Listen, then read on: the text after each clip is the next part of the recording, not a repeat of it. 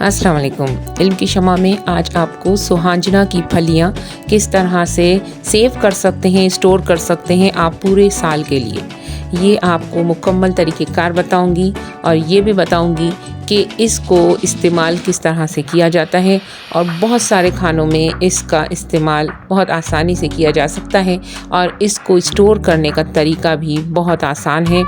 इस वीडियो को मुकम्मल देखिए ताकि जो लोग सुहांजना की फलियाँ पसंद करते हैं वो पूरा साल इससे लुत्फ़अंदोज़ हो सकें। और साथ ही साथ अगर आपने कमेंट्स किए तो इंशाअल्लाह ताला एक वीडियो बना दूंगी जिसमें सुहांजना की फलियों के बेशबहा फ़ायदे आपको उसमें बताऊंगी। लेकिन इस वीडियो में मैं आपको इसे स्टोर करना बता रही हूँ। से सुहांजना की फलियों को पूरा साल स्टोर करके रखा जा सकता है और अपने मनपसंद खानों में इसका इस्तेमाल किया जा सकता है और इससे आप अपनी सेहत में बहुत बेहतरी ला सकते हैं, क्योंकि ये कमर के लिए और हड्डियों के लिए और बहुत सी ऐसी बीमारियों में मुफीद है कि जो आजकल बहुत आम होती नज़र आ रही हैं। आपको इन फलियों को अच्छी तरह से धो लेना है, यानी कि अच्छी तरह से किसी बड़े बर्तन में इनको अच्छी तरीके से धोकर फिर आपको इसे एक डिश में ले आना है।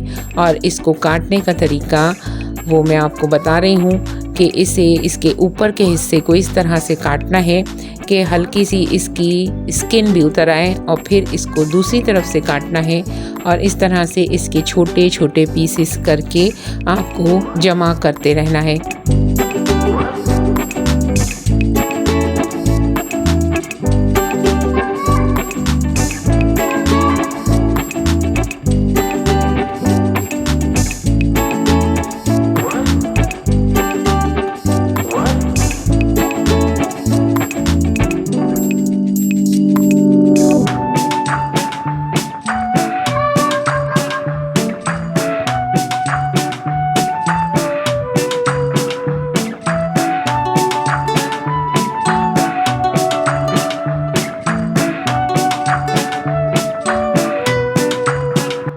जैसे ही ये कंप्लीट साफ़ हो जाए और अच्छी तरीके से इसका छिलका भी उतर जाए और फिर इनके पीसेस को आपने एक शॉपर के अंदर डालकर, जो आम तौर पर मिल्क में इस्तेमाल होती हैं थैलियाँ, उन शॉपर्स के अंदर डालकर आपने रबर बैंड लगा के इसे डीप फ्रीज़र में रख देना है।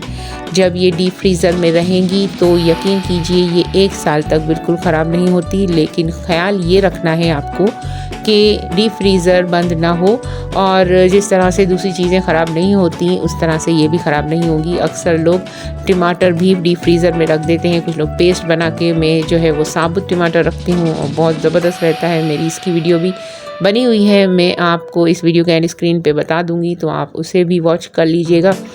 और ये बहुत सारे खानों में इस्तेमाल होती हैं सुहांजना की फलियाँ।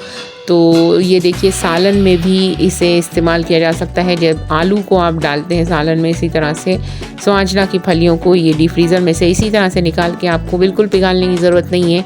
बर्फ़ की ही जो सिचुएशन होती है, बर्फ़ की सख्ती के साथ आपको इसे सालन में डाल देना है। जितनी देर में आलू गलते हैं इतनी देर में ये फलियाँ पिघल जाएंगी।